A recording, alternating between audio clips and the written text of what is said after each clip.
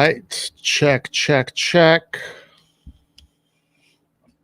How is everyone doing?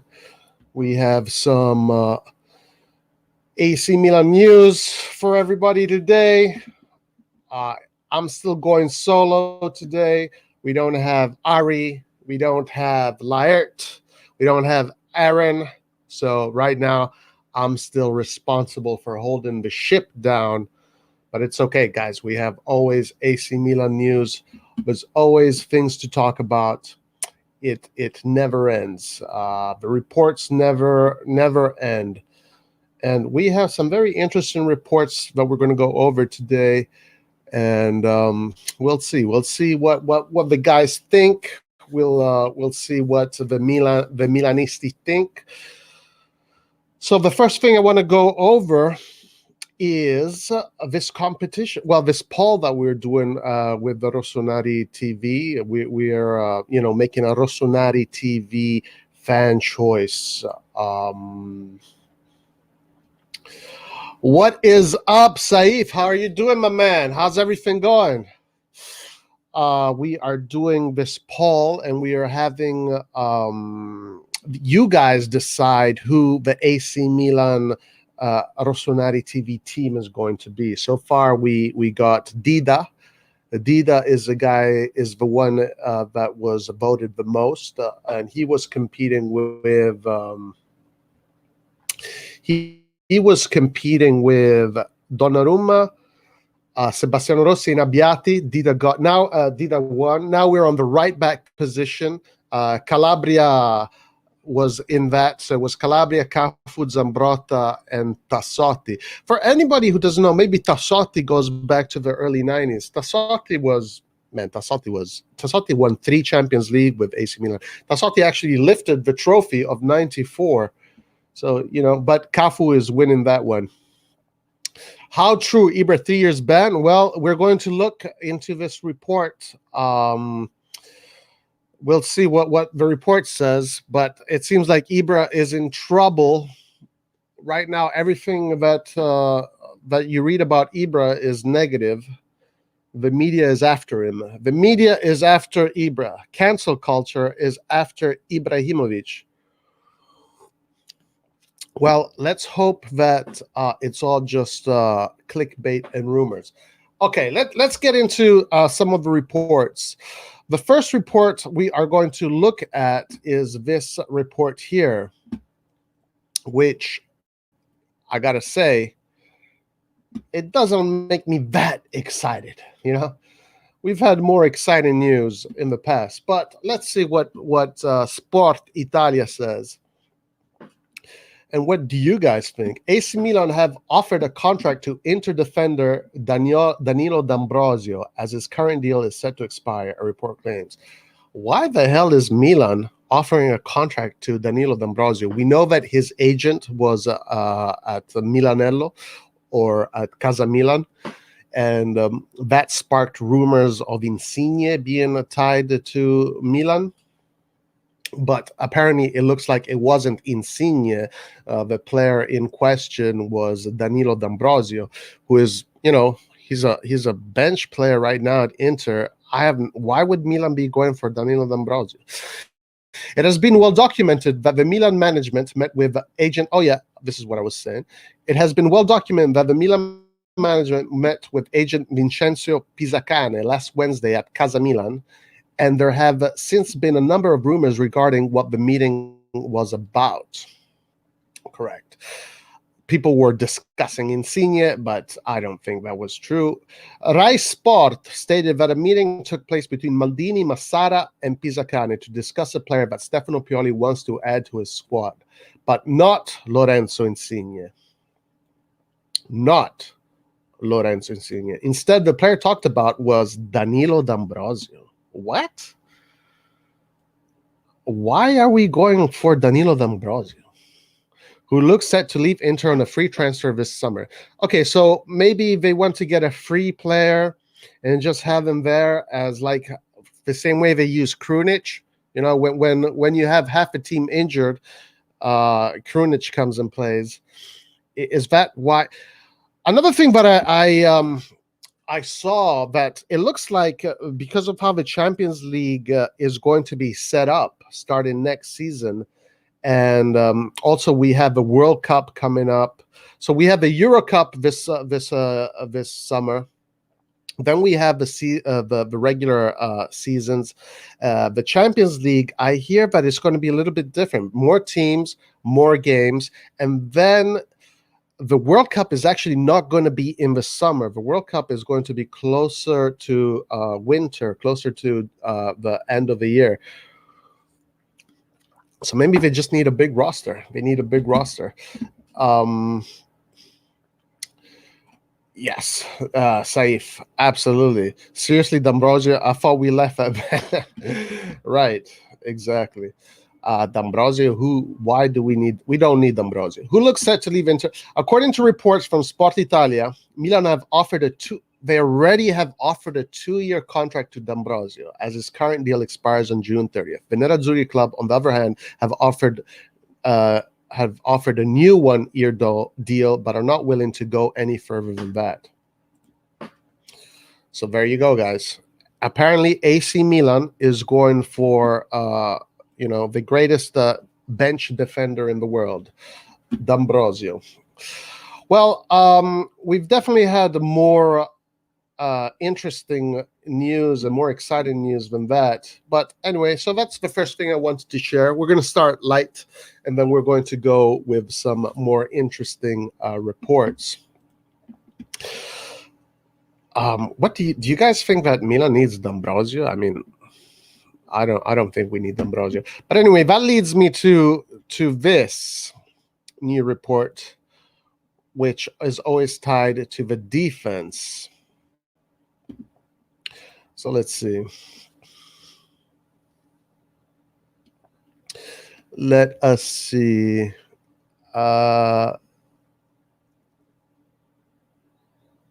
Okay. There. Let's start with this one right here.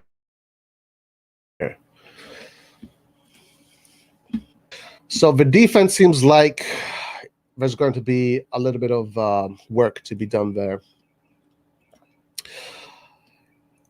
Tutto Sport. Milan happy to sell defender for 30 million plus to finance 43 million double signing. All right. Okay, let's see what this is all about. AC Milan could sacrifice a key player in order to finance their incoming signings this summer, according to a report. According to what Tutto Sport are reporting via Milan Live, Milan could be forced to sacrifice even one or more players to actively reinvest on the incoming market, as further liquidity is urgently needed. So Milan does have 100 million euro spending investments. So I guess they want to add on to those. One of the players put forward by the paper is centre back Alessia Romagnoli, who has bin sidelined since the arrival of Fikayo Tomori in January. And the Englishman appears to be a player that the Rossoneri are intent on keeping. Yes, sir. The exit of Romagnoli is not to be excluded for one simple reason. His contract expires in June 2022. And his agent, Mino Raiola, has already informed Milan that he is expecting a significant increase compared to the current 3.5 million net per season he earns. Romagnoli has lost his starting position and has a contract that is difficult to renew and is in his prime years. He is in his prime years. I mean, he's still, mid-20s? We might be doing a big mistake with how we're treating Romagnoli here. But the Rossoneri will only listen to the offers of over 30 millions. Any proceeds will be used to finance the permanent signing of Tomori, 28 million, and Sandro Tonali. So they want to use Romagnoli to secure Tomori and Sandro Tonali. I mean, it's not bad. It's definitely not bad. Dollaruma Ibrahim Adan Dirish says, yes, we'll talk about Roy. Seriously, don't listen to some of these rumors. Focus on tier 1 sources like Romano and Vito. You know what? I'm going to report all the things that we see. A lot of things are coming out. We don't know what's real. We don't know what's right. But it's all. If these voices are out there, is because someone is putting them out there. we don't know if they're real or not. We don't know. But it does look like Romagnoli is on his way out. The agent is asking for 6 million for Romagnoli, and in Spain we are getting some interesting reports coming out of Spain, which I will share right now. Very interesting reports coming out of Spain.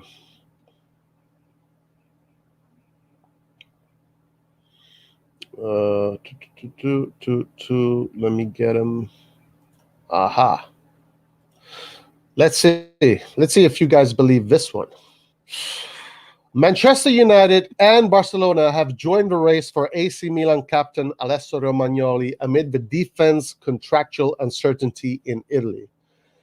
As reported by that word there, I can't pronounce, Ficayas, Juventus, Paris Saint-Germain, and Borussia Dortmund will face stiff competition for Romagnoli's signature. So apparently you have a bunch of teams that are after Romagnoli. United and Barcelona are bracing themselves for a busy summer, with both sides looking to improve their current defensive options when the transfer window reopens for business. Ronald Koeman is determined to replace injury-prone Samuel Umtiti, who could be on his way out of Camp Nou at the end of the season. Umtiti is good. I wouldn't mind him being Milan. Meanwhile, Ole Gunnar Solskjaer is searching for a reliable partner for Harry Maguire. United's prime defensive objective for the summer remains Real Madrid Rafael Varane, who is maybe the best defender as far as form goes. I think Rafael Varane is the defender that has won the most trophies in the last 10 years, some ridiculous thing like that. The Frenchman has already opened talks with Old Trafford over the prospect of wearing the coveted red jersey next year. Anyway, so let's get to the Romagnoli. However, if Red Devils fail to see the deal with Madrid, they may turn their attention towards Romagnoli. And you know what? English teams have a lot of money to give away. If they want to give away money and buy Romagnoli for like 50 million, 40 million, good. We can buy good players that kind of money. While enjoying his rise to prominence at the San Siro, the Italian centre-back has amassed over 210 appearances for the Rossoneri en route to receiving the captain's armband. Represented by Mino Raiola, Romagnoli has yet to sign a new deal at Milan, with his current contract running until summer 2022.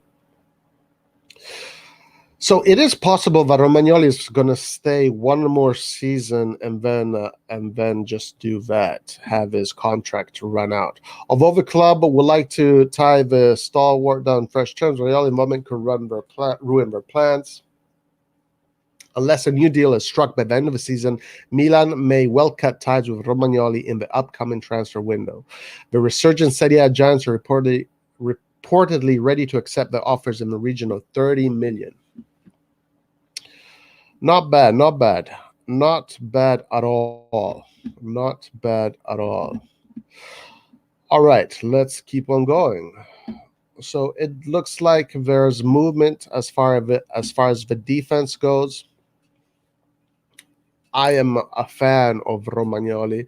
I don't like what happened to Romagnoli in this period, where the fans kind of did this witch hunt on him because he had these 3 bad games. I don't like to treat football players that way. I think that period there may have us cut ties with the player. All right, let's keep on going. Let's look at more news items that are very interesting.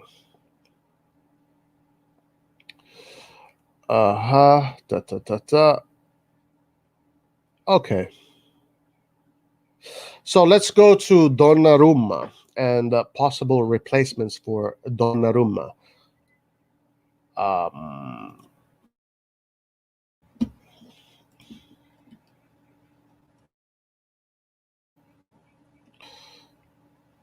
Roy, what do you think of Marcel Sabitzer of Leipzig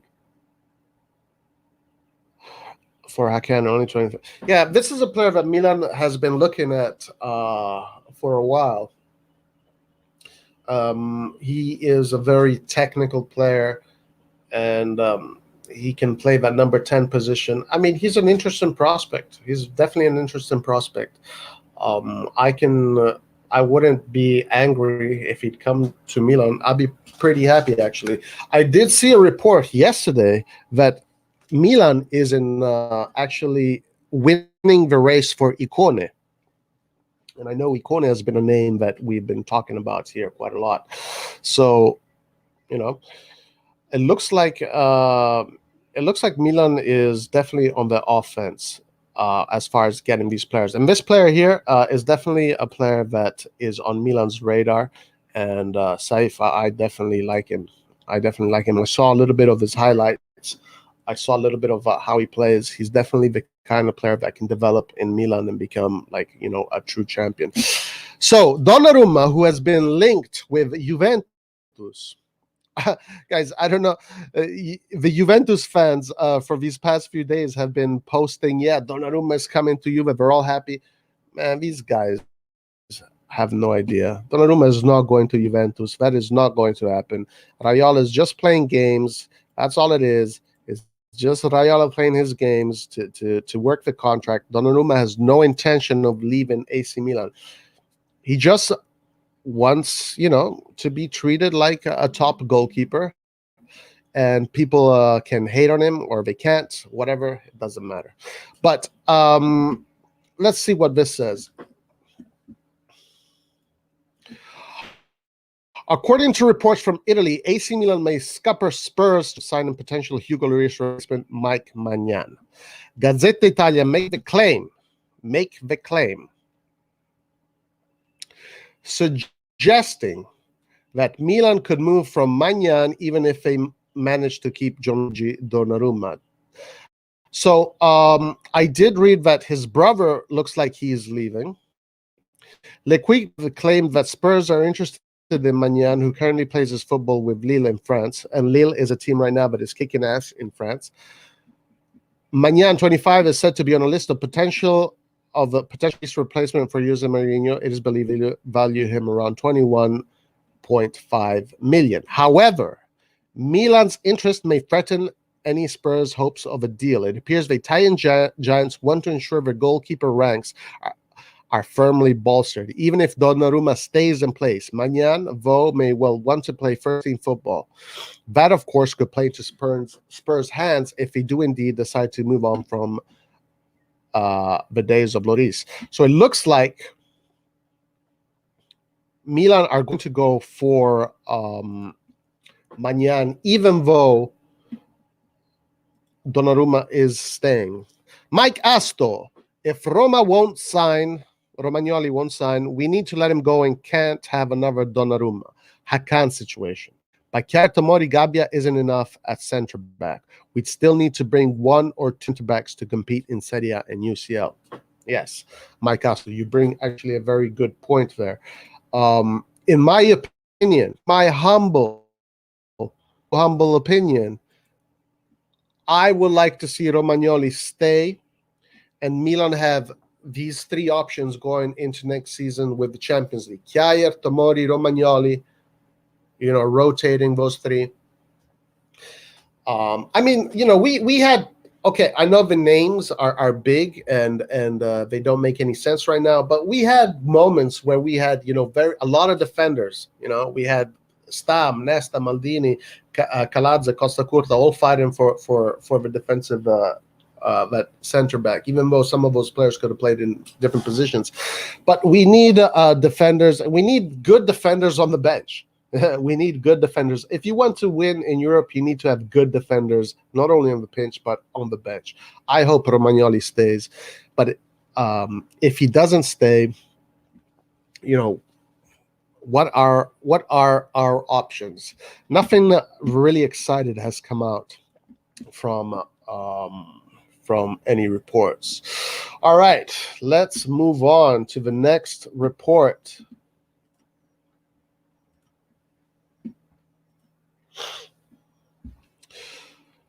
Okay, let's keep on going.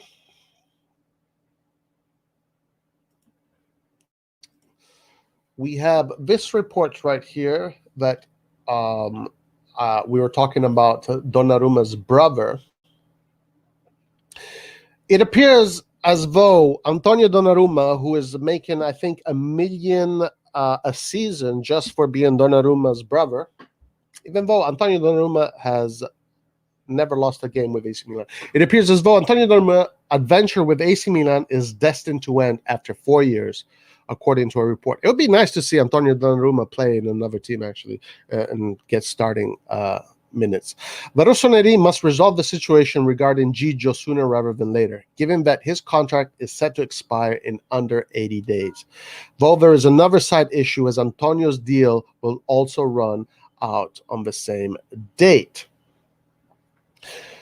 He joined from Greece back in 2017 when his younger brother renewed his contract, arriving as part of the agreement and being the third choice goalkeeper for pretty much the entire duration of his stay at Milan. So I'm sure all of you know what the deal is here. One of the agreements of Gigio Donnarumma's last contract was that his brother would join him at AC Milan. According to the latest from La Gazzetta dello Sport, the situation pretty much appears to have already been decided upon. While there has been talk of a new 3-year deal for him, which would see Mirante arrive and farewell of Tatarusano. I mean, where did the name Mirante come from? It now seems as though Antonio is destined to leave. According to the paper, Milan have never talked about his renewal, so he's particularly guaranteed to depart the club on a free transfer in May. So it looks like no more Antonio, which is not the most important of news items, but it is good information to know about our favorite team, AC Milan. I don't think people are talking about the left midfield position enough. Rebic and Lau in many games give me blood pressure and headaches. When played in the position, we need a winger like Costa Insigne. Yes, I mean, Costa, I'm assuming you're saying Douglas Costa.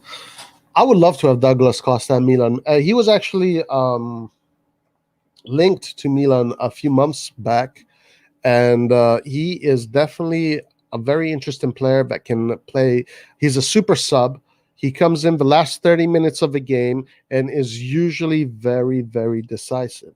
He can, as Allegri used to say, spacca le partite. He can break games down. He can be that extra push that your team needs for the last 30 minutes. He's definitely not a player that you can play for 90 minutes because his injury rate is out of this world.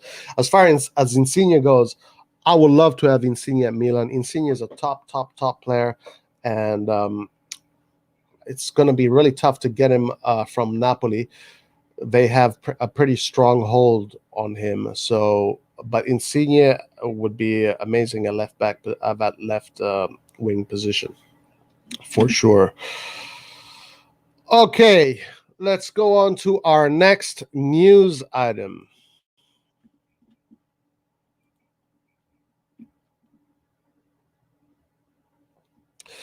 All right, Genoa starlet hints. So let's start to get into the Genoa stuff, which is interesting because, you know, we've been about strikers and we've been talking about wow, look at that. Cool. What's going on here? Report. It's not showing the report. Not showing the report, eh? Let's try it one more time. Let's try one more time and get this going. Basically, what it is, it was a report of Scamacca saying that he would be happy to play second fiddle to Ibrahimovic. We spoke about Scamacca on Wednesday. is he a player that we really need, we really want? I made a video about Belotti, guys. Go check this video out. I made a video why I think Belotti is a perfect player for AC Milan. I have some people even commented that he's not technical enough. It's like I showed you, I gave you the evidence. Just click. You don't have to watch the whole video. Just click on the demonstration part. Demonstration of how Belotti scores as a number 9, of how Belotti does his through balls, of how Belotti plays from the mid range, and how Belotti crosses. So it's all there. Check the video out. Let's try this again. Let's see why this is not working. Why did that not work? Well, it seems like it's not there anymore. All right, let's keep on going. Pellegatti.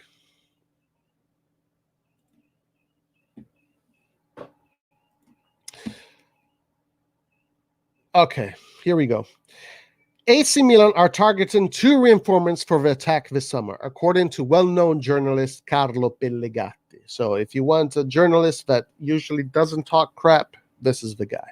Sky Italia, via Milan News, reported that if Rafael Leao shows that he can be a valid alternative to Ibrahimovic as a first striker, Milan might not even look for a new reinforcement in attack during the summer transfer window.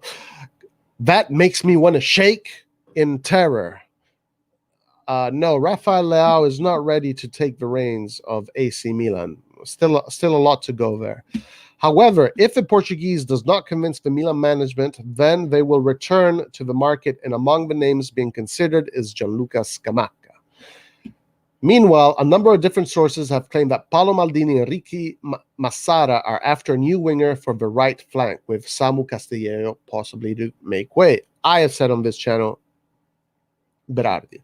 Pellegatti spoke on his YouTube channel and gave an update on the management's plan for the summer window, going against what has been reported by Sky and others. It appears to me that Milan wanted a center forward regardless of Leao's performance in this season finale. We also aim for a reinforcement on the right. Guys, Pellegatti and me, we're on the same wavelength. That's what I've been saying. All we need is one striker and a right wing. Okay, for this upcoming season, we get these two positions cleared, then we're good to go. Then anything else that can come after that, excellent. But the team, with all these youngsters, we're going to be 1 year older next year, ready for Champions League football. We need 2 big players, one that can play as a striker. Because Ibra is definitely not going to play the whole season. If you think that Ibra is going to play the whole season next year, you're crazy. He's not going to play the whole season. Ibra is definitely going to play half, maybe even a quarter of the season. Who knows? But we need someone in there with big cojones that can replace Ibra in the times of need. All right, let's move on. Let's get to the Ibra stuff. And this interesting report. Oh, actually, before going to that, let's look at some more transfer and market rumors and just general reports.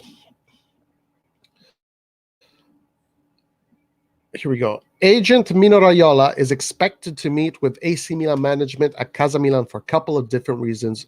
A report claims, according to La Gazzetta dello Sport, the well-known and decisive agent is expected in Milano and will be there for the official renewal of Zlatan Ibrahimovic, who is expected to put pen to paper today. Today, guys, April 16th, Zlatan Ibrahimovic, the 40-year-old striker, is expected to sign a new deal. It is a decision whereby Raiola did not have much to say, as Ibra will sign until June 2022 and will continue to earn $7 million net for the next season. It is a renewal helped by the growth decree, which will allow Milan to have a hefty discount on the gross amount to be paid overall to Ibrahimovic and the treasury, as they will fork over 10 million in total and not 14 million. Okay. The meeting with Raiola will obviously also be important on the Gianluigi Donnarumma front, as Milan know they are facing very tough negotiator. But in reality, neither the agent nor the goalkeeper have given a concrete answer to the latest proposal of around 18 million net per season, which I think that's what they will settle for. They will settle for 8 million, 8.5 million. That's what they will settle for. Because I repeat, Raiola might be a piece of shit. He might be an asshole. He might be a scumbag. He might be the worst human being on earth. But I think Raiola, even if he is covered in all that slime, somewhere deep inside, he knows that the best option for Donnarumma's career is to stay at Milan and fight for the Champions League in Milan next year. So I believe that they are going to sign. I think it's just a matter of time. The parties will therefore update themselves, but the impression is that for Donnarumma, nothing will be decided before the month of May, when Milan's top four fate will be known, which is something that many of us have been speculating and saying. Excellent stuff. Which brings us to Ibrahimovic.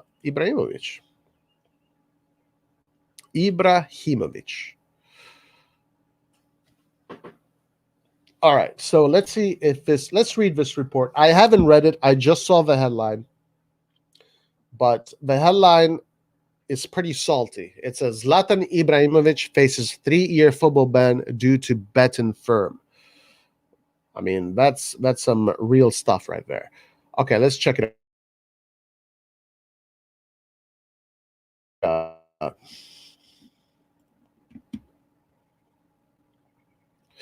Let's see if this is for real or not.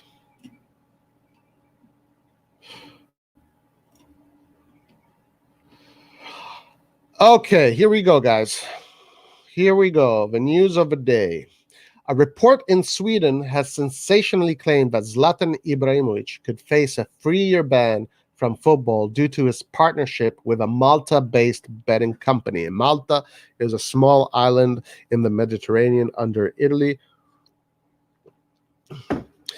That would effectively end the 39-year-old's football career at a time when he just returned to the Sweden national team and is still playing regularly for AC Milan.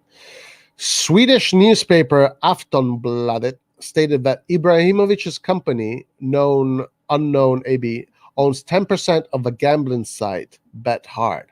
However, both FIFA and UEFA regulations do not allow footballers who play in their competition to have a financial interest in gambling companies. I think Gigi Buffon had a similar incident not too long ago.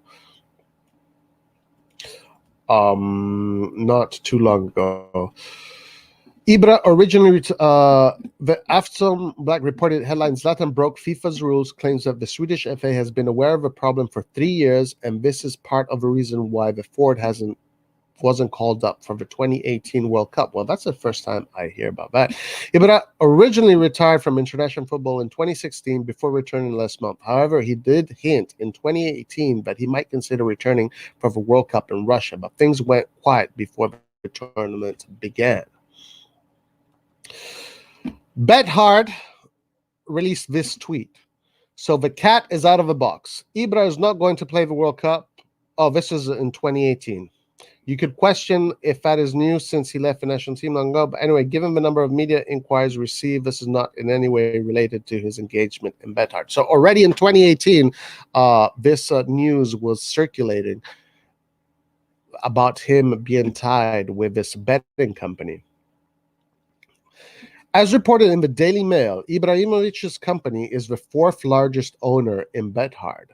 Okay, his participation is being closely monitored by FIFA and UEFA, and the end result could be an eye-watering fine or a ban from football for up to 3 years. Okay, he's obviously going to get a fine. He's not going to get a 3-year ban. Zlatan, Sweden record scorer with 62 goals, was announced as an ambassador and co-owner of Bethard in 2018. Who knows? We don't. Zlatan decides. Today, my second TV commercial for Bethard airs in the Nordics. Okay, so, I mean, this looks like it was a public knowledge. Why is this news coming out 3 years later? This was public knowledge. I have obviously been intensively courted by betting companies throughout my career, but up until now, I've not been presented to anything that has triggered me, he said in a statement at the time. With Bethard, there was something different. It is a company with Swedish roots. The founders are from my hometown, and they're true challengers who really want to do things differently. Patriotism, guys. Patriotism is always a big part in someone's decisions. So, with Bethard, there was something different. Oh, I read that. According to Sports Mail, the story first emerged in March 2018 when the General Secretary of the Swedish Football Association, Håkan Sistrand, said, according to FIFA's regulation and code of ethics, no player may directly or indirectly own shares in betting companies.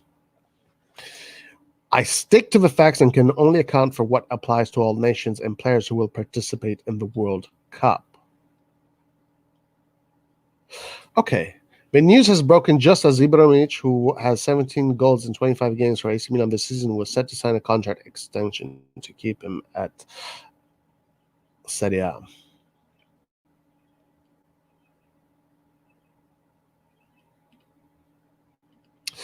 Quite interesting. So all of this doesn't seem to be really new news. It seems like this was public. It was public knowledge already in 2018. So this just seems like old stories coming to bite him back in the butt. I doubt he's going to get a 3-year ban. He's definitely probably going to get just a fine. Yusuf thinks this is fake. Joga Benito says, we can't buy a whole attack since we have other positions to address first. Which positions do you think we need to address first, Joga Benito? All right, so that is that as far as Ibra's 3-year ban speculation. Let's see what else we got for today. Milan could spark a domino effect involving prolific strikers. All right.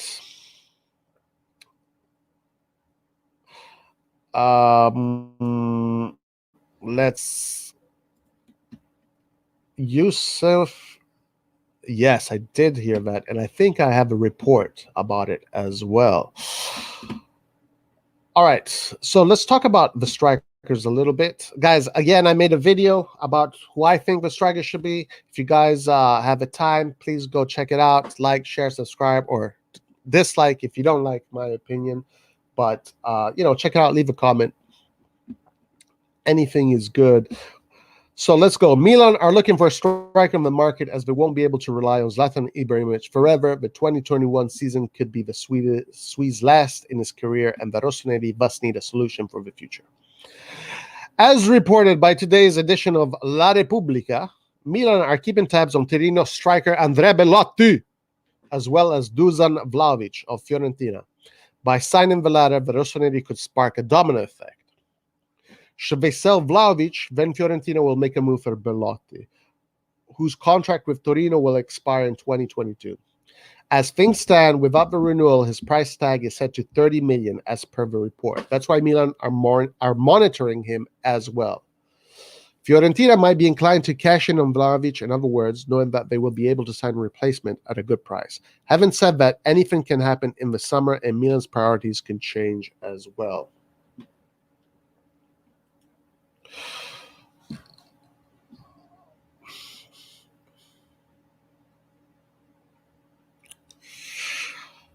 I don't know why people are so crazy about this Vlahovic guy.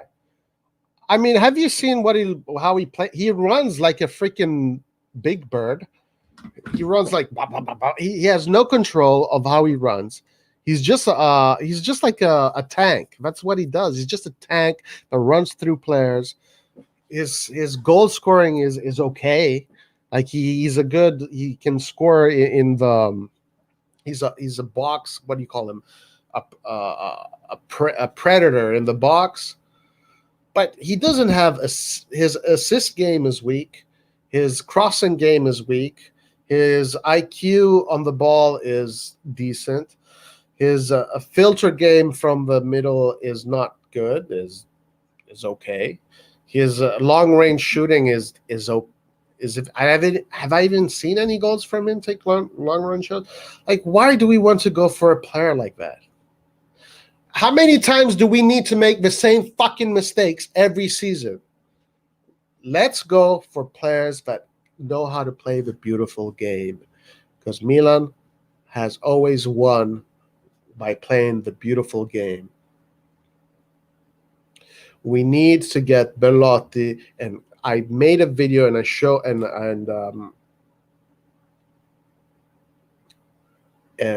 it is absolutely.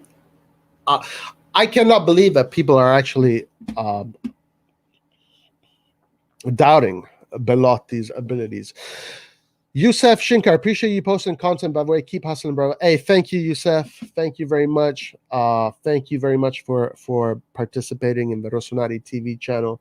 You know, we're here right now. I'm holding down the fort because the other guy's not available, but hopefully everybody's going to be available soon. Right wing. So Joga Benito earlier, I asked Joga Benito what positions does he think need to be looked at. Joga Benito replied, right wing, striker, second to Akan, and left back challenge to Tio.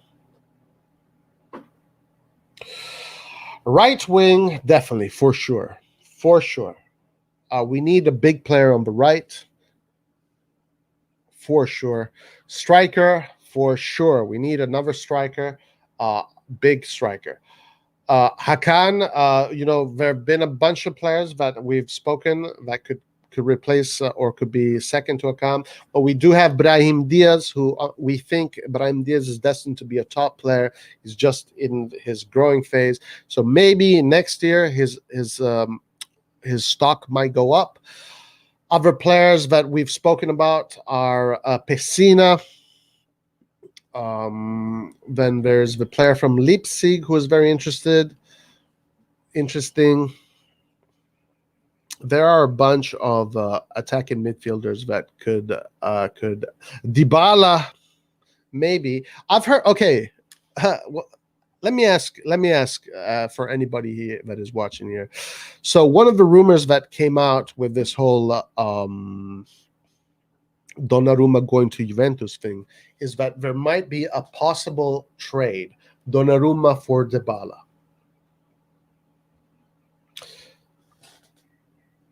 I don't mind that. Donnarumma for Dybala? I mean, Dybala is a serious player.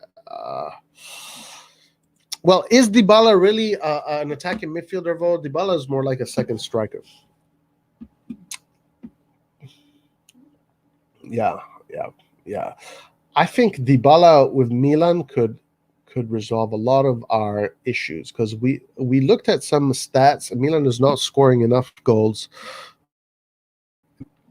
and we need more goals. Youssef Shinkar says, I like Diaz a lot. He just needs to learn the correct approach to Serie A. Yeah. He needs to learn how to play in Serie A. He needs to develop his muscles. He needs to understand that if you want to keep the ball and dribble, you have to be able to stay on your feet. But he's learning. He's destined to become a top player, in my opinion. Joga Benito says, I'd take it, which is Dybala for Donnarumma. Yeah, I think Dybala for Donnarumma would be actually a pretty good trade. I doubt it's going to happen. Anyway, let's go to our next news items that we are wanting to look. And we're going to look at Genoa Milan, the Genoa Milan game. Let's see if I missed anything. Arrived. Pellegatti confirms signing to set the part. I've considered. Milan 2-year deal for defender. Genoa starlet. Yeah, we've done all of these. All right. I think it's time to go for Genoa. Milan Genoa preview. So I want to share this page I saw from a betting website that had some interesting stats regarding this matchup. So let's check it out.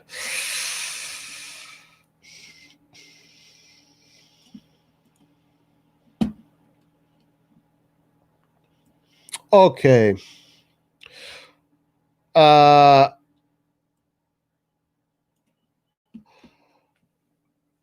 Does anybody know what that word means? Boyd? Buode? I've never heard that. I never read that word in context. A Boyd? I don't even know what that means. But anyway, it seems like it has a positive connotation. Something by a 3-1 win over Parma. Milan will be aiming to put an extra pressure on league leaders Inter when they face Genoa at Stadio San Siro. The Rossoneri aim to keep their Scudetto hopes alive, and they're likely to adopt yet another attack-minded approach on Sunday afternoon.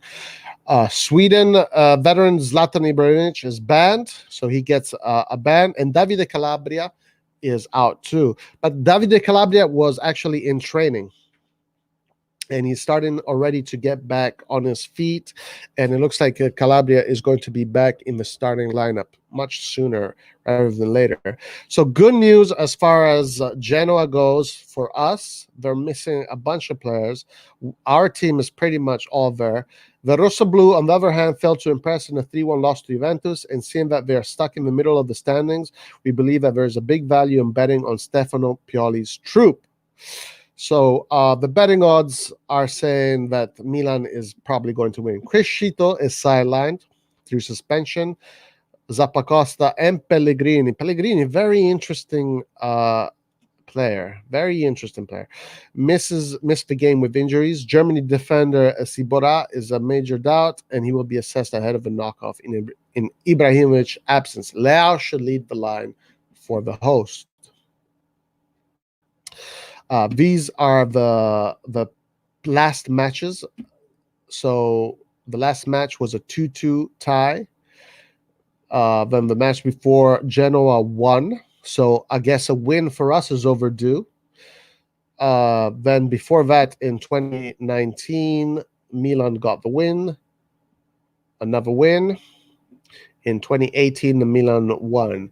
So in the last 5 matches, a tie, a loss, and 3 wins for AC Milan. Not bad. Not bad at all. Okay. Let's look at the possible lineup. Let's see. So possible lineup.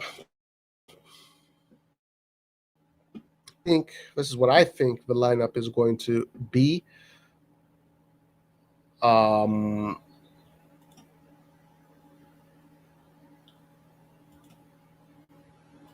Let's try to get this a little bit bigger. Let's see if we can get bigger. All right. Boom. So I think obviously Donnarumma is going to be the goalie. The question marks I think are going to be here. Is it going to be either Dalot or Kalulu? So do we want to be more defensive or more offensive? Kalulu is obviously going to be the more defensive option. Dalot is going to be the more offensive option. And then the other option here, Romagnoli is back. He's fit. So I wonder if Pioli is going to start a turnover between Chiaia and Romagnoli. I think that is going to happen. I think that is what they're looking at. So center defense is most likely Chiaia, but it could be Romagnoli. On here we have definitely Tomori. Tomori is definitely going to be starting. Theo Hernandez is definitely going to be starting. In the middle, I think the starting lineup, the starting tandem, is going to keep on going. It is of value right now for Pioli to have them play these players together and get them, get Benacer back to match fitness.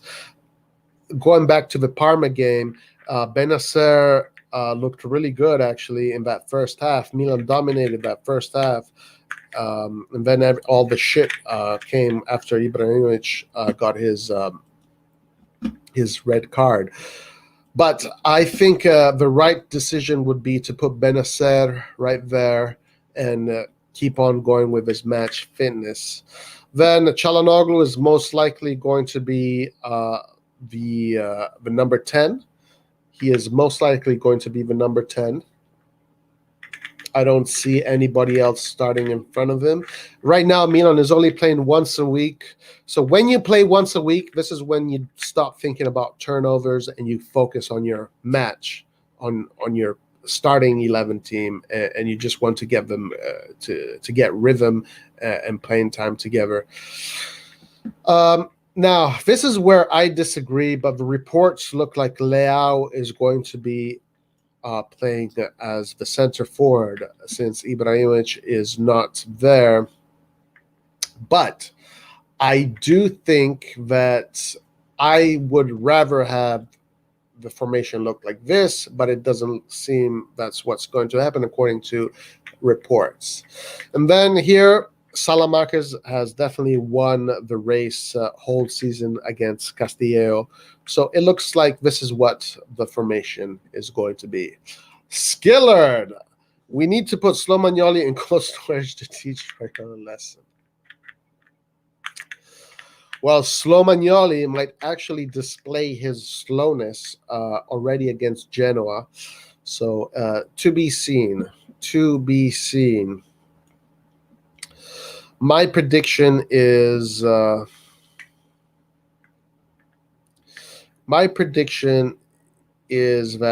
Kjaer is going to get the start,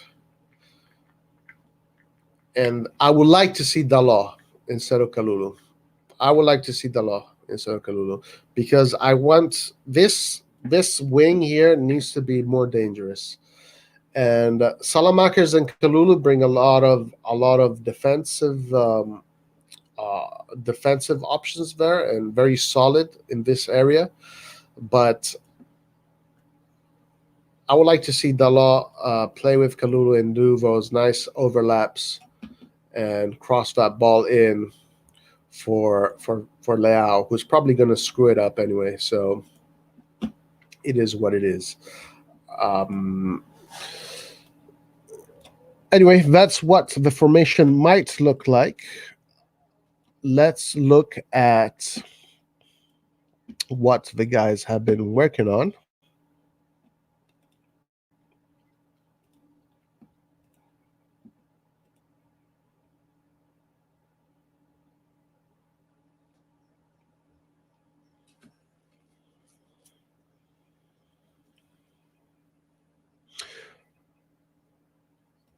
Oh, actually, yes.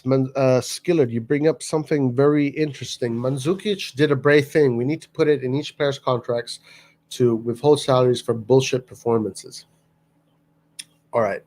I definitely like what Mandzukic did. I wouldn't have done it. I honestly wouldn't have done it.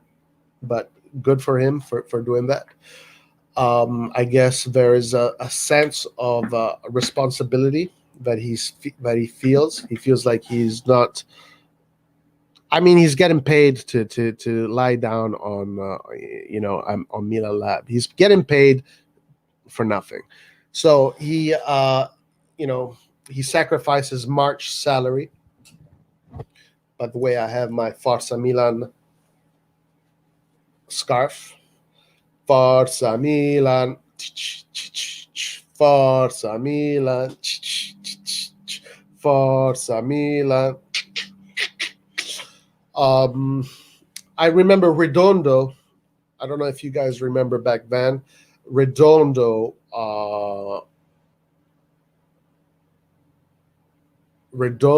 did the same thing. Ole wants his boy Dalot back. Kalulu should play to develop. Dalot as super sub. Yeah, I did hear that Dalot wants his Dalot is might be going back to Man U, but I don't know. All to be seen. All to be seen. All right, let me share something that I thought was very interesting. I personally prefer Dalot because he's more offensive. Kalulu, you're right. Kalulu needs development, and we'll see how he develops.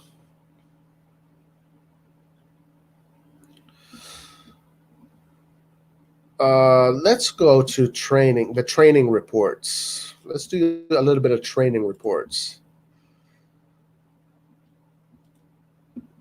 Leao should be substituted in early second half, depending on how he plays in the first half. I don't have any hope in that guy. Wow, no hope in that guy, hey? Damn.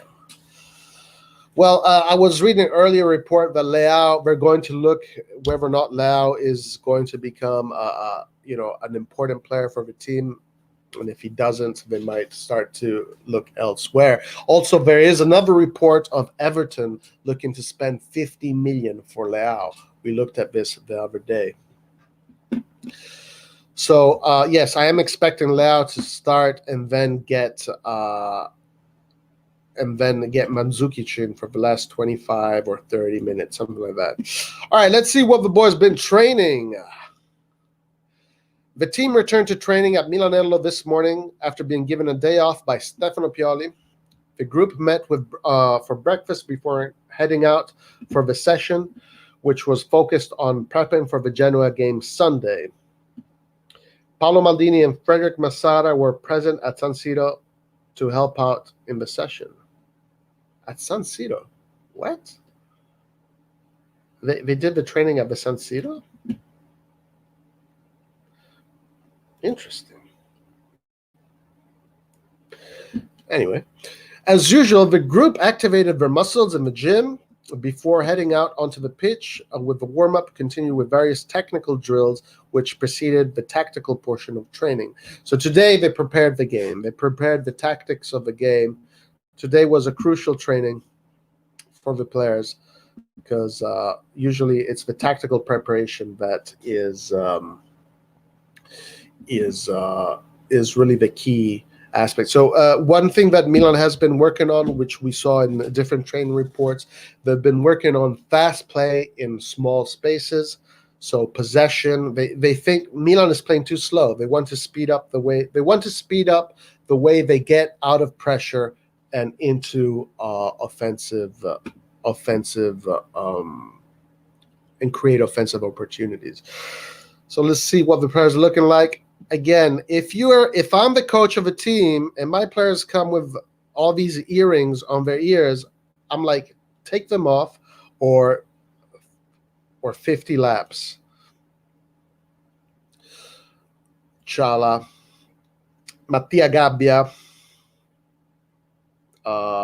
Hague,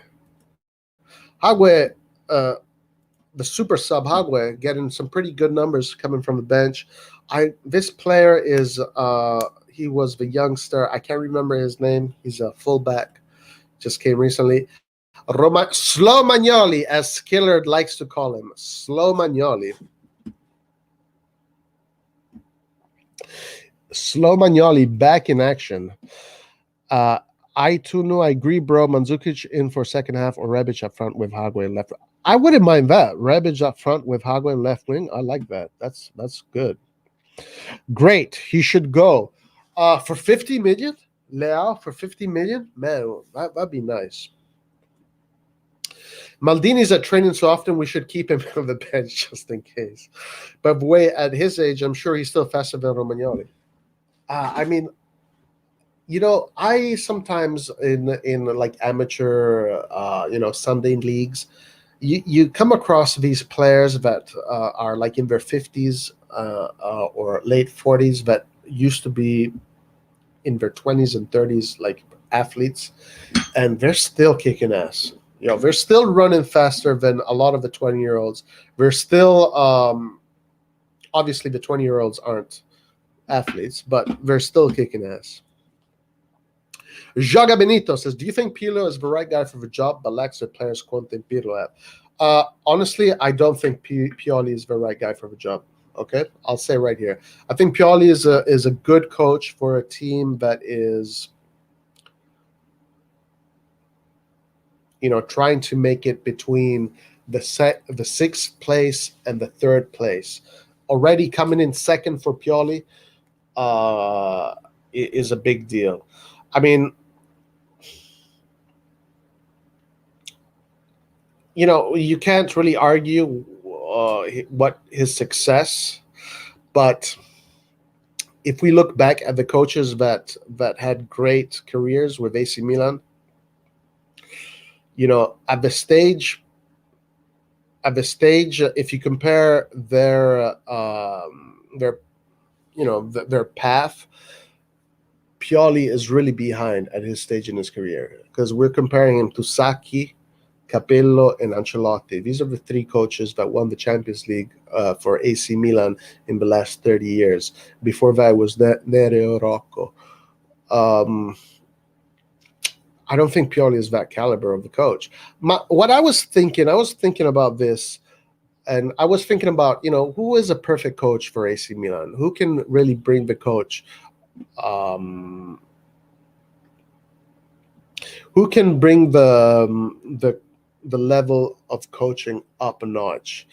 But he played half a season with Zlatan injured and is still second. Yeah. No, he definitely did good. If the project works well, I think Maldini and co are putting together a good group of guys. This is what I think should happen, okay? This is just my opinion. I think Milan should stick with Pioli for next season, even if we make it into the Champions League, and we should keep him around up until maybe the end of 2002. And I want to see what Mancini does after the World Cup. I think Mancini is a good option for AC Milan. Mancini has a big he's got a lot of pedigree.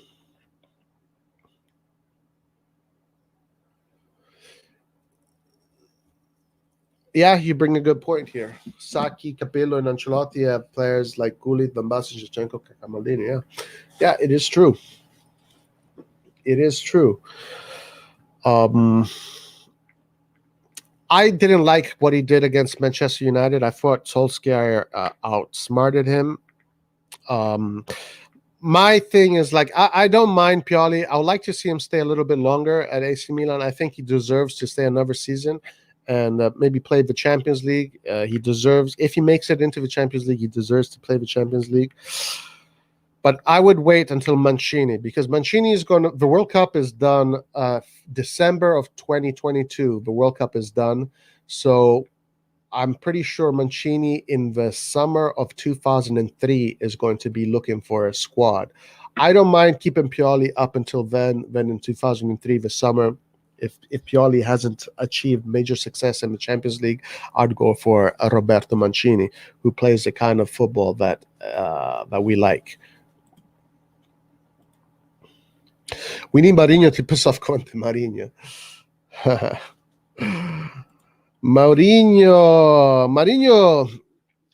Mourinho can work for Inter, because Inter doesn't care.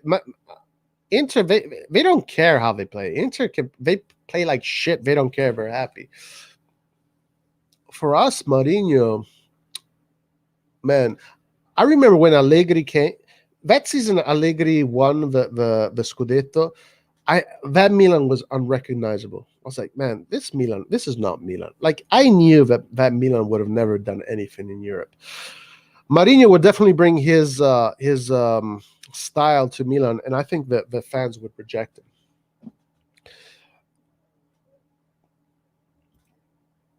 Look at Klopp with shit center backs. He won't finish top 4 in the Premier League.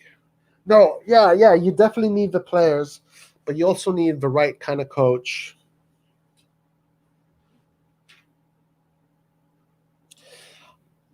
I mean, Pioli hasn't won much, in his career. He really hasn't. What does that say about him? My favorite, my I would say Mancini would be a good option for AC Milan. Mancini, a realistic option for AC Milan. Anyway, so slow Magnoli practicing his speed on the ladder. So you see that he's working on his speed. Dalot, okay, with the elastic. Oh, there's Mandzukic. Theo Hernandez, he doesn't have his girlfriend anymore, so this is where, yeah, for sure, Skillard. To be honest, we didn't give Gattuso the time and resources. It's sad what happened to a legend. I definitely agree with you, man. I was so pissed off. I almost put this when they fired Gattuso like that.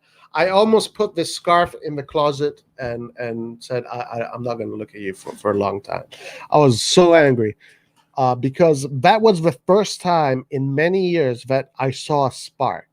Gattuso brought a spark to Milan that we hadn't seen in many years, because Montella didn't really bring that spark.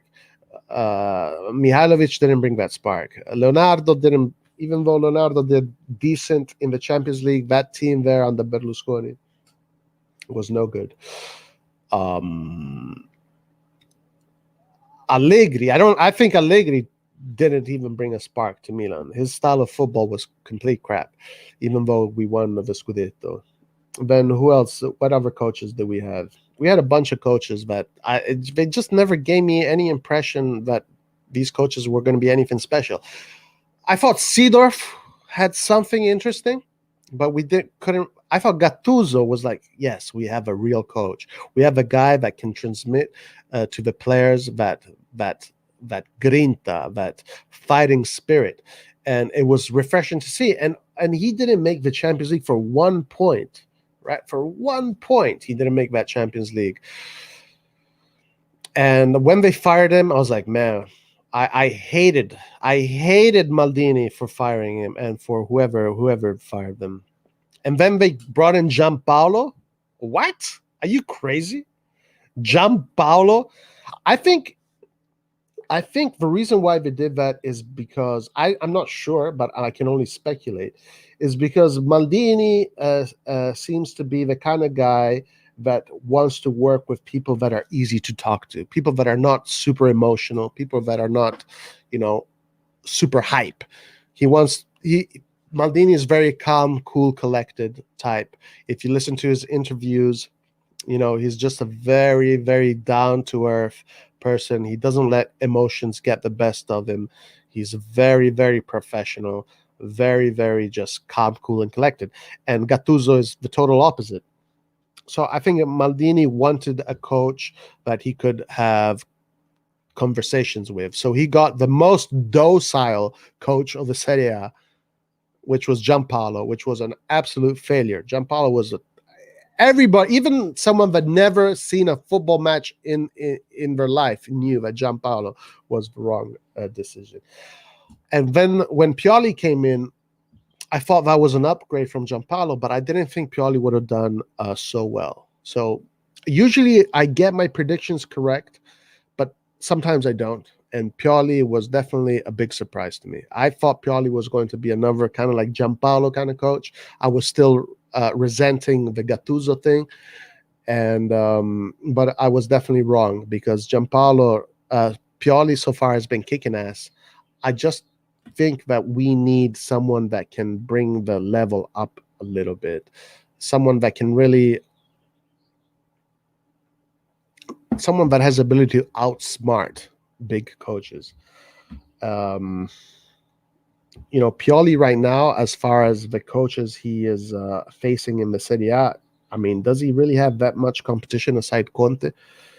Like, who are the coaches in Serie A with pedigree? So Pirlo has no pedigree at all.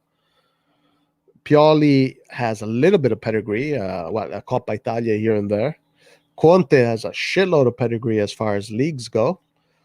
Who is number 4? Gattuso is just started, so he doesn't have much pedigree, but I think Gattuso will accumulate a good pedigree.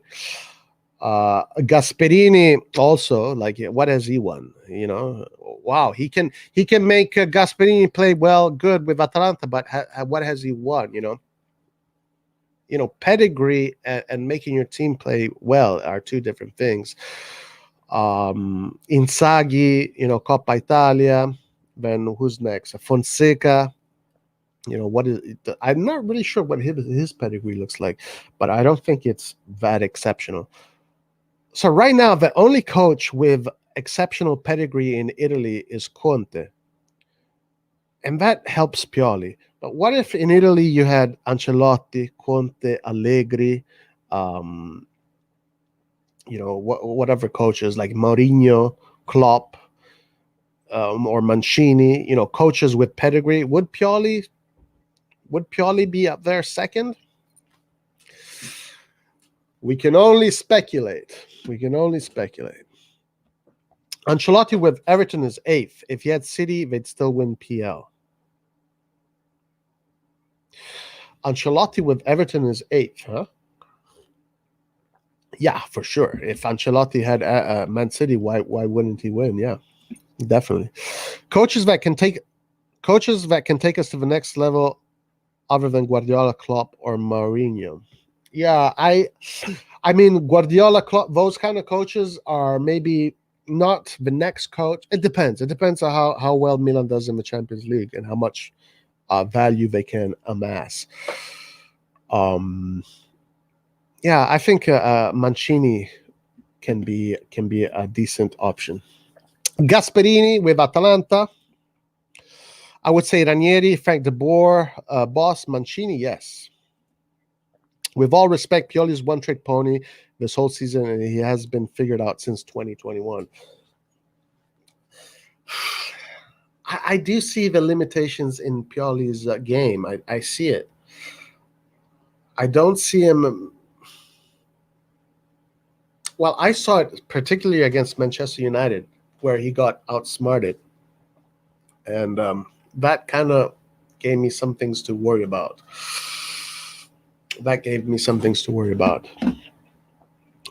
And he should be able to change the team when it's necessary. All right, we have Tonali, Mandzukic. Who is that? Brahim Diaz? I'm not sure. Okay, team is looking focused. Hagwe is getting a ride from Gabbia. Not really sure what is this training. Interesting training. So they're holding the player on the back, and what are they doing? Push-ups.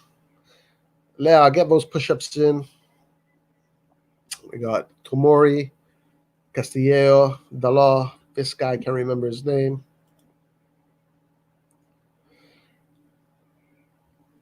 Okay.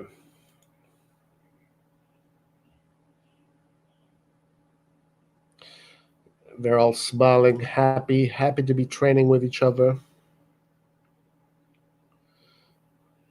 So this is basically what I think they're doing is this training thing that usually coaches do, that are maybe they do before the session starts.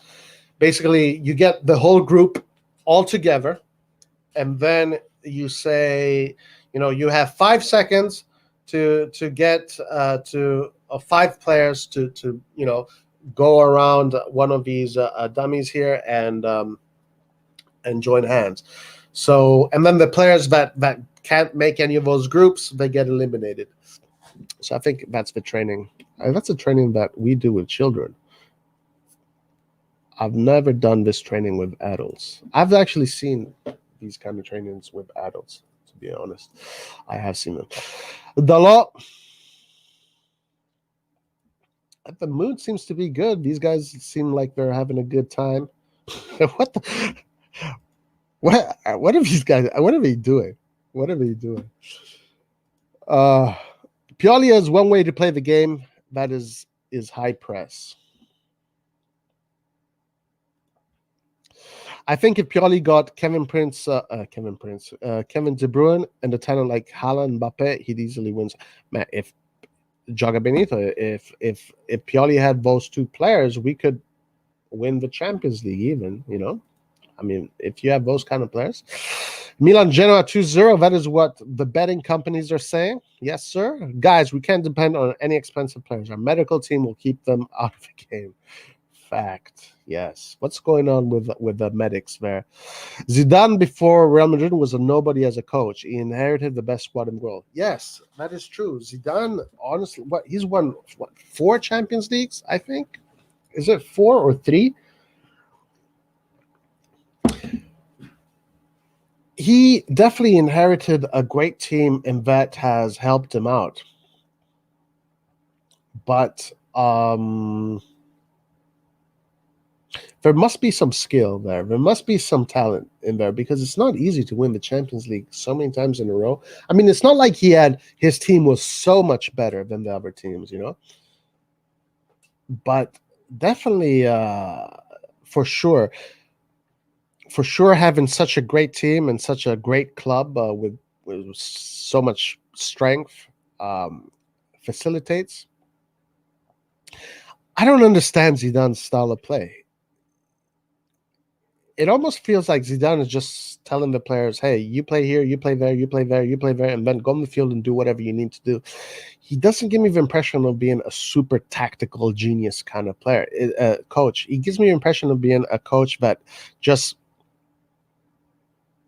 gets a lot of respect from the players, and he gives them simple instructions, and then the talent and the training does everything else. Very interesting. I've heard Zidane maybe going to Juventus. I'm very curious to see what Zidane would do in another team. Very curious. The bonding of his team is 120%. Yeah, it looks like it. Interesting. Oh man, imagine having to carry Mandzukic. Mandzukic is a big guy, huh? Cassie, look at Cassie. Look at their faces. Cassie is like, what the fuck? Interest in training, whatever they do. Bring Kaká back. Kaká, what a mistake he did going to Real Madrid, huh? I always knew that Real Madrid was not the kind of team for Kaká, because Kaká wasn't a flashy player. In Madrid, unless you're a flashy player, you don't get love. Kaká was a very just efficient. He'll do the simple dribble rather than the flashy dribble. I knew Kaká. I knew Shevchenko would have fucked up at Chelsea, and I knew that Kaká would have fucked up at Real Madrid. Yeah, we'll see. I'm curious to see how he does in the Champions League. And if he performs in the Champions League and he wins against big teams, hey, I'll take my words back. They're practicing goal celebrations. Yes. All right, guys. I wanted to share one last thing here, which was very interesting. And I want to show you something that I came across, which I thought really tells the story the way it is. And I have not seen anything like it. So this one is not going to be very nice for us Milanisti, but it is what it is, and we got to just accept. We just got to accept things the way they are. What I wanted to show you was the form of the teams. And I gotta say, Inter's form looks pretty insane. Those fucking assholes. Look at Inter's form. 1, 2, 3, 4, 5, 6, 7, 8, 9, 10, 11. I mean, these guys deserve to be on first place, all right? 11 wins in a row. And then before that, they had another big spell of wins. Look, one win, 2 ties, then 1, 2, 3, 4, 5, 6, 7, 8 wins. Then they had a dip in form here, which wasn't really a dip in form. They just lost 1 game and a tie. And then you see, like, okay, we were talking about the difference in coaches. That tells you right there the difference in pedigree. Antonio Conte has won how many Scudettis with Juventus? He's won the Scudetto with Chelsea. He's about to win the Scudetto with Inter. That's what I'm saying. It's like Pioli doesn't have much competition. The competition he has is kind of same his level. It's kind of the same his level. But one thing is facing a coach like Conte that can produce that kind of form. That kind of form is not normal, all right? Like, you need to be an exceptional coach to produce that kind of form. Let's look at Milan's form. So they had a really good run in the beginning. Very good run in the beginning, which made Pioli look like a genius.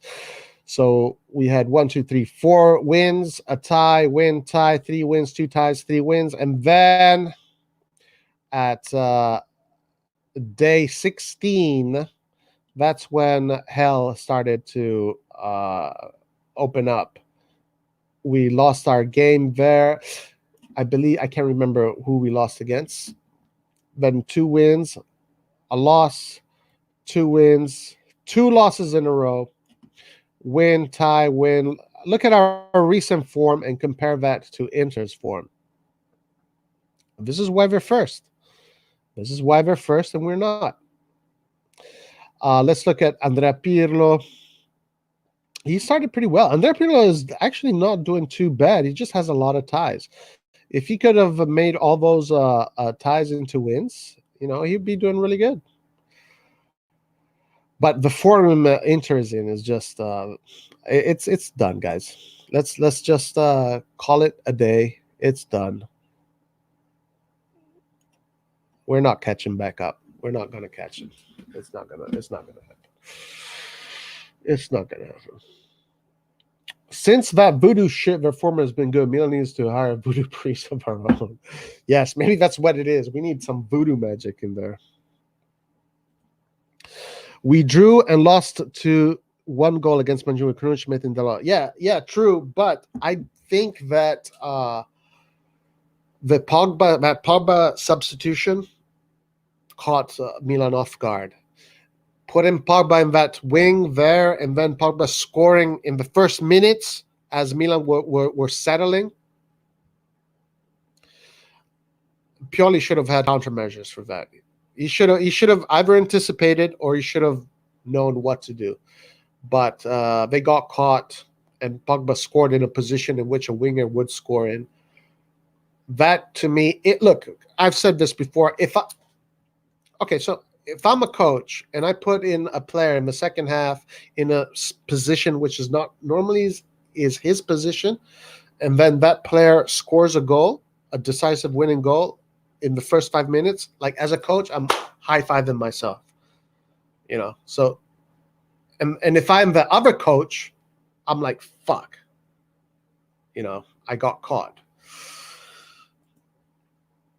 I think that Milan with Krunic, Mate, and Dalot could have won that game. Milan could have won the freaking whole tournament.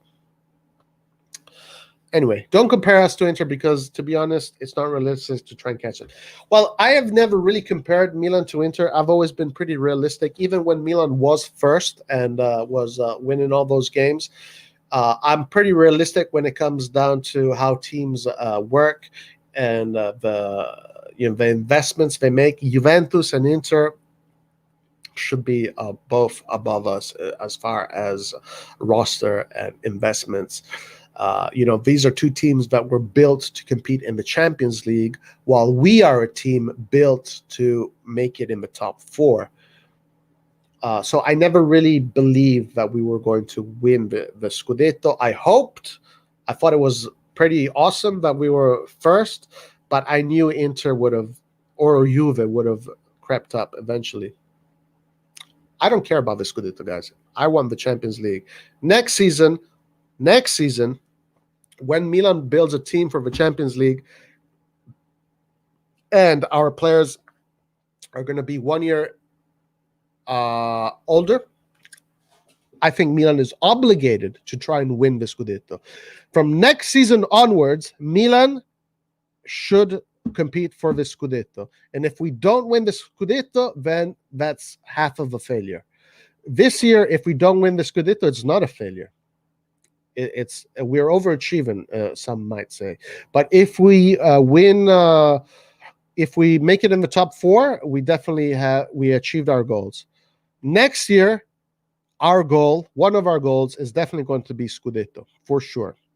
No question about it. No question.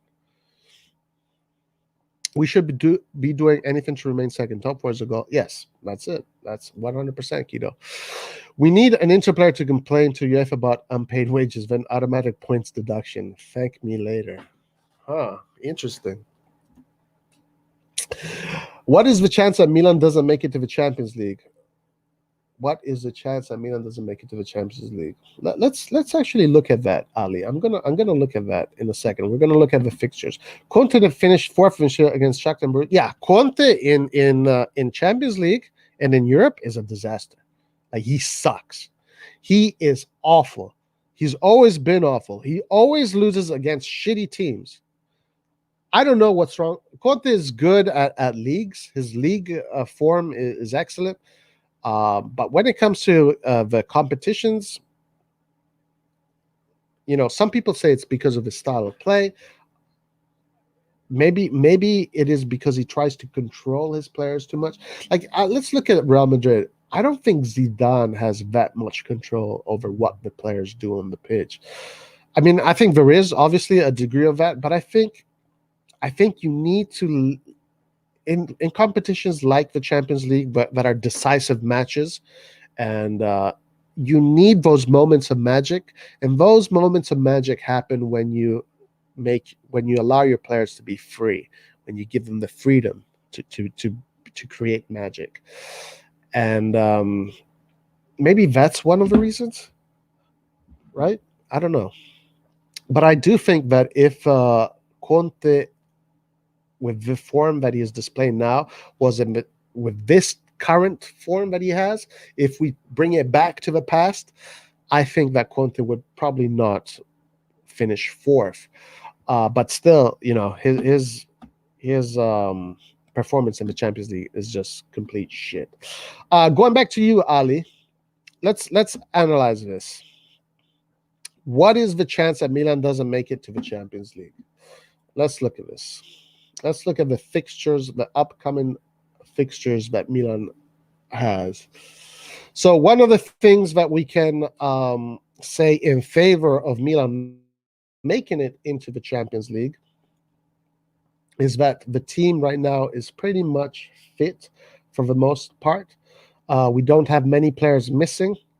All our best players are back, and they are getting their form back. So that is one of the things that makes me confident. I don't think there are teams that can challenge us. Well, let's see who we're playing against. That's really what it comes down to. Complete fixture list.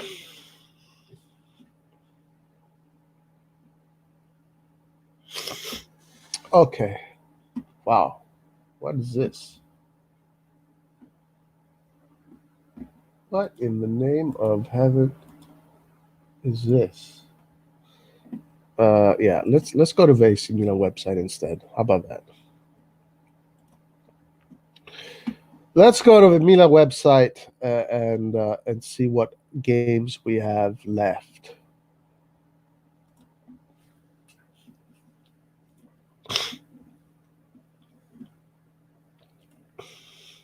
Inter was complete shit at the beginning of the season. Conte almost got fired after the first 10 games. We literally gave away our 10 points lead in December. Yeah, true. December was critical for us. We lost all those players, and we were playing like shit. And December December screwed us over. December was not a good month for AC Milan. It all depends on Juve, Atalanta, Napoli, Inter games, and if we win. Yes. Let's check out which teams we're playing.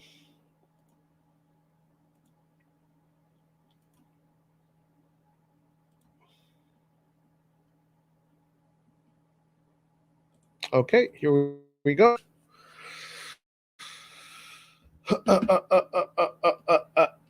So now we're just going to think about us. We're not going to look at the other teams. We're just going to look at who we are playing against. And all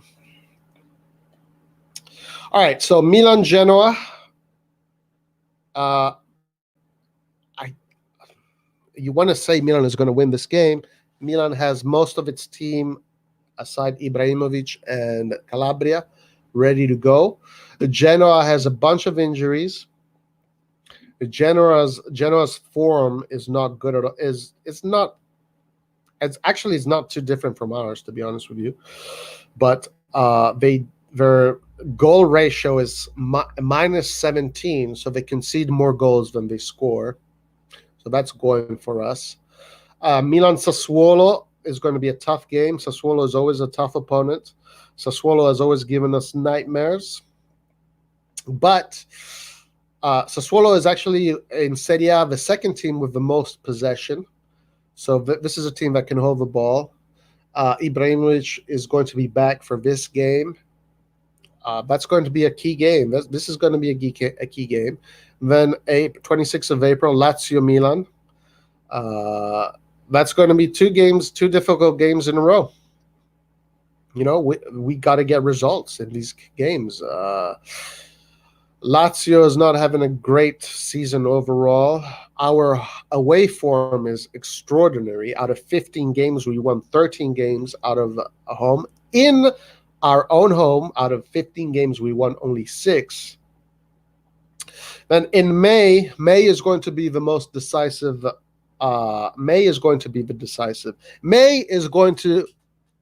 This is where we're going to find out who is going to be in the team next year. May is going to be the most decisive month of the whole season. It starts off with Inzaghi Benevento. Now, Milan has this tradition of playing like crap against the small teams. Benevento is actually a team that can cause problems, but I hope Pioli, transmits to the players the urgency of these games. I think this should be an easy game in theory for us to win. Juventus Milan. Juventus, to be honest with you, does not scare me. I'll be honest with you. I'm more worried about Lazio and Sassuolo than Juventus. I think we can beat Juventus. I don't know why, but Juventus just does not scare me. And Sassuolo and Lazio don't scare me either. What let's say scares me is Milan. How are they going to play? That's really what scares me. Torino Milan should be easy. Torino fighting for relegation. Torino also terrible goal form.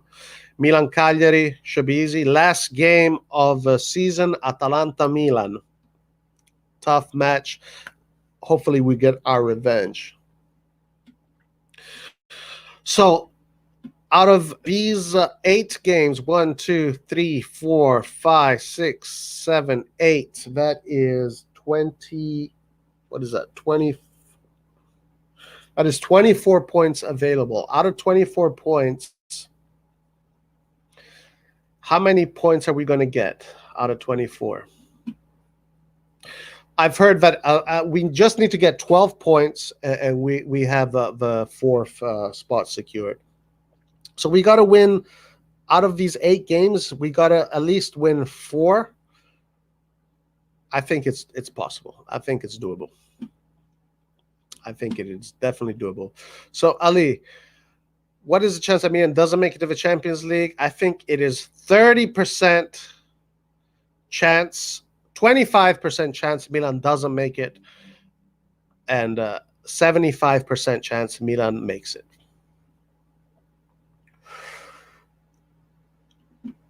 And of course, as Gioga Benito was saying, it depends on Juve, Atalanta, Napoli.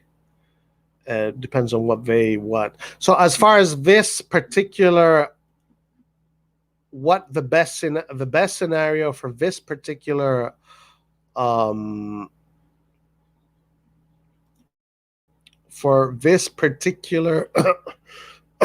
match day would be for Inter to beat Napoli, so Napoli can stay, the gap between 4 and 5 becomes bigger, and for Juventus to beat Atalanta, so the gap between 3 and 4 becomes bigger. If Milan, Inter, and Juventus, all three of us win, then the spot 1, 2, and 3 would kind of become its own little island, and you would have a gap between 3 and 4, and 3 and 5, and then 4 and then the season would really be Atalanta versus Napoli, who takes the 4th spot, and then the contention between 1, 2, and 3. For us, it doesn't matter. We can either come 3rd or 2nd. It doesn't matter.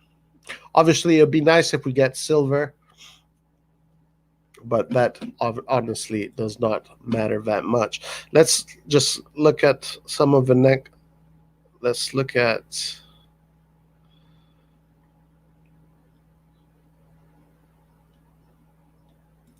okay, fixtures and results.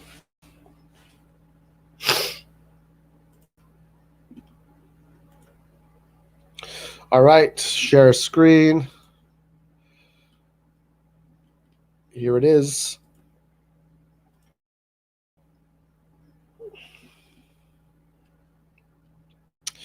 So Atalanta Juventus, as we said, it's best Juventus win, so Atalanta stays behind us. It's best Milan win, of course.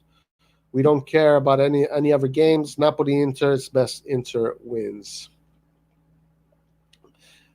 Let's see what the 32nd, what match day 32 looks like. So when Milan will be playing Sassuolo, you have Roma, Atalanta, Napoli, Lazio that are teams that are playing for Europe, but these teams are not really interesting to us unless if we win, we don't even need to look back behind us. It's only if we tie or if we lose, then we kind of have to start looking behind us.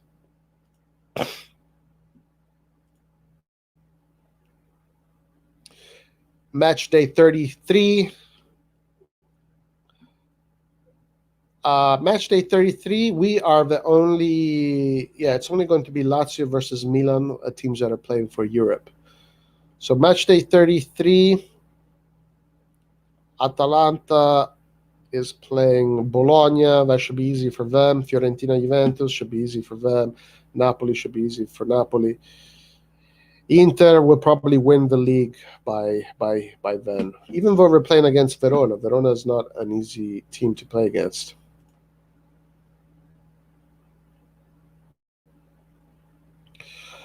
Match day 34. Inter playing against Crotone should be easy for them. Milan against Benevento should be easy for us. Udinese, Juventus, Napoli, Cagliari, Atalanta, Sassuolo. That could be an important game to look at. It looks like these next upcoming games seem to be, on paper, easy for all the teams that are looking for spots in Europe. Aside some games here and there. So match day 35, Juventus-Milan. Il vero derby d'Italia, not Inter-Juventus. Juventus-Milan is the vero derby d'Italia. Inter playing against Sampdoria, Napoli-Spezia, Atalanta-Parma. So that's just going to be Milan and Juventus. That's going to be one of those key games. Obviously, depends on the results of all the other teams. Match day 36. Nothing interesting. Match day 36. Atalanta Benevento should be easy for Atalanta. Lazio Parma, Napoli Udinese should be easy. Napoli, the smallest team in Italy against the biggest team in Italy, Udinese. That should be interesting. Sassuolo Juventus. Hopefully Sassuolo can get some points out of Juventus. That would be nice. We're playing against Belotti. Inter Roma. Interesting game. I wonder if Inter has already won the league by then. But Roma will need to get some points. By the way, congratulations to Roma. Congratulations to Roma for making it into the semifinal of the Europa League. They would have been playing against us if we beat Manchester United. We played better when we weren't looking at the table and other teams. Want UCL? Play the team in front of you. No team's unbeatable. I like that mentality. It is definitely true. When you look behind you, you play with, you're nervous. That is definitely one of the qualities Milan had in the beginning of the season. This ability to not give a shit about anybody, just to look at themselves and to play for themselves. And it seems like they found this perfect space in which they were operating in, and it was working brilliantly. So yeah, that's definitely a good point, Skilliard.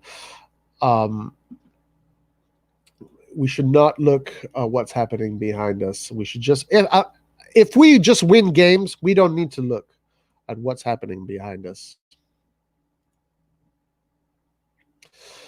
Okay, match day 37. Fiorentina Napoli could be an interesting game. Il Derby, Roma Lazio. Milan Cagliari, Juventus Inter. That is going to be a key game for the top 4 spot. If Inter could win four games before the thing is done, and then the last game of the season, where we're playing Atalanta.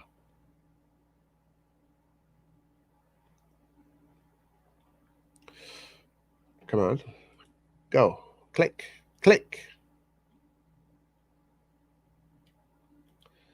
Apparently the website is not showing that last game. So, to finally answer your question, Ali, the chances that Milan doesn't make into the Champions League are slim. The chances that Milan make it to the Champions League are very good. Would like us to get Rodrigo De Paul. Yeah, De Paul is a player that Laert likes a lot. Ari likes a lot. I do like him a lot. He's definitely one of those players that is destined for a big club. He could be a good solution for Çalhanoğlu. I think he can play in various roles. He's definitely one of the better players in the Serie A. So the last day of the season looks like this: Atalanta Milan, Bologna Juventus. By this time, we should already know whether or not we made it into the Champions League. So that is that. All right, guys. A bunch of things. Please vote on the Rossoneri AC Milan fan choice team. Right now, Dida has taken the goalkeeping spot.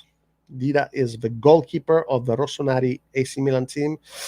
And now we're into the right back position. Cafu is on the lead. Next, we're going to go central defense, the center defense position. And the options are going to be, we always have 4 options. One option is going to be a current starting player. So Kjaer is going to be the starting player. Then we're going to have Nesta, Costa Curta, and maybe Nesta, Costa Curta, maybe Roque Jr. or Thiago Silva. And then on the other side, we're going to have Baresi, Tomori, either Thiago Silva or Stam, and whatever defenders. We'll have to go through the defenders. that we from our past. Maldini is going to be on the left back, if you're wondering. And also, I put up this video why I think Belotti is the best option for AC Milan. So check that out. Talk all the crap you want. I like it. It's all good. But I specifically in this video, I specifically showed clips of how Belotti scores his goals and how Belotti plays and why I think he's perfect. Anyway, guys, so I think that is it. Let me see if I've missed anything. Have I missed anything? No, it looks like that's it. So, guys, let's tomorrow. I don't think we're going to have a live tomorrow. I don't know if we're going to have a watch along. As some of you know, Ari is not around. He usually takes care of a watch along.